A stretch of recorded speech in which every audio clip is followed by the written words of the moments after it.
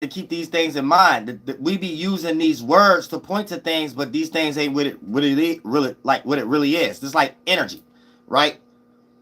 What is energy? Energy ain't nothing. You see what I'm saying? Energy is a description of something. So when we break down, what is we pointing to as a practice when we use the word energy? We're just observing movement.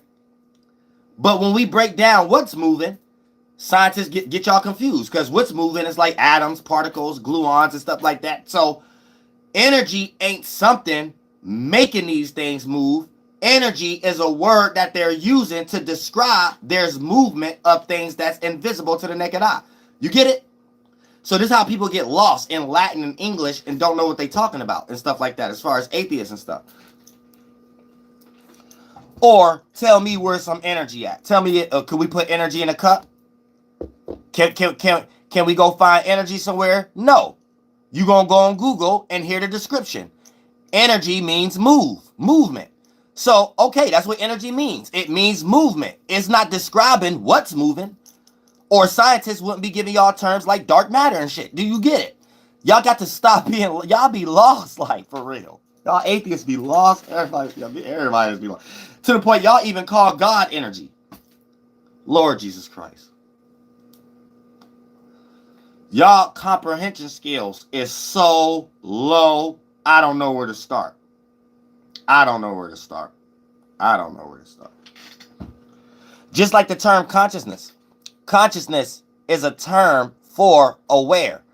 So the ability to be aware, that's what we're calling consciousness. And consciousness condenses on itself and become physical as far as your organs and things of that nature. So for the most part, it's just a word we're using to look at something that we can't really observe, but we know there's a mechanism to it. So we're given different names to different transitions of the one mechanism. This little transition that happens of condensing of gas to become liquid to condense to become solid. You know what I'm saying? So you got to sit back and always observe. What are you doing when it comes to these words, these meanings, and practice it for yourself? Then you'll realize everything is witchcraft. Anything you do with your body is a ritual and spell, and anything you come up with in your mind as an ability is the witchcraft of it. So your mind is witchcraft, and anything you do with your body is the ritual and spell. So even when you're pointing, you're doing the ritual and spell of the witchcraft of the magic wand. So in your mind, if you're imagining a magic wand energy, that's just the Masonic concept of getting somebody to pay attention to something. Whether you're coming up with something that could get you paid attention to, or you come up with something to get others to pay attention to something you're entertaining. Then that's the witchcraft. So whatever you do with your body, the ritual and spell to get that done is how you practice the ritual and spell. And if you point or cut on that commercial or play that song that you wanted somebody to listen to in your mind, right? If that person is there and they do it, your witchcraft was successful. Your ritual and spell that you practiced from your witchcraft was successful. You have successfully made someone else pay attention what you wanted them to pay attention to when you pointed at that Nike shoe when y'all both was in Foot Locker. So on your mind, you created a witchcraft, right? Hey, I want this person to see those new LeBrons in Foot Locker when we walk in here.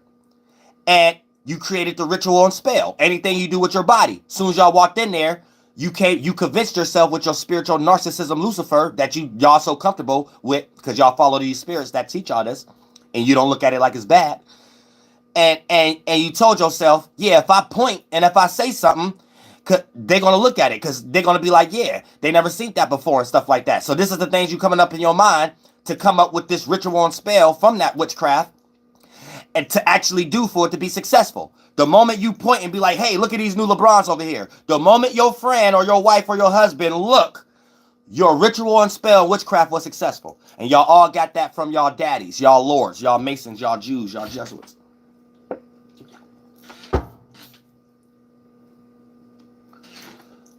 That's what it is.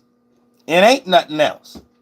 Now, you can get lost in they La La Land versions of it that they talking about the same thing I'm talking about, but they just get creative with it. So they got Harry Potter movies and stuff like that. But if you break down what Harry Potter actually doing, that's what it means. A magic wand, you're pointing your fire element, aka your imagination, your passion, and you're pointing it somewhere so it can get attention, so others can see your imagination. So what is a witch or a wizard doing with their magic wand?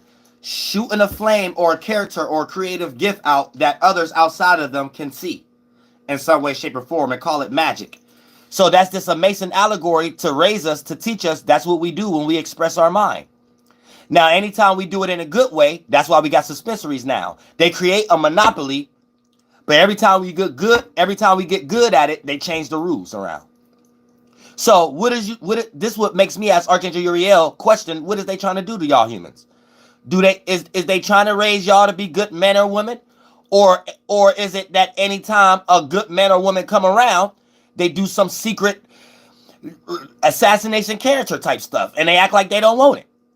You see what I'm saying? This is why they don't support intelligence. This is why they don't reward that. You'll have a Jew or a Mason online telling people they need to be smart and intelligent, but the only people we see getting money in their world and getting put in all the algorithms is people who talk about bullcrap. So for the most part, we see what they awarded. We see what they're putting us in as far as divide and conquer for us to challenge each other on instead of them. We see it, but yet we're allowing them every day to come up out their mouth in another way to make it seem like we're not doing something right, and here's the secrets to the Bible. Yeah, right. Yeah, right. I forgot what movie I got that from.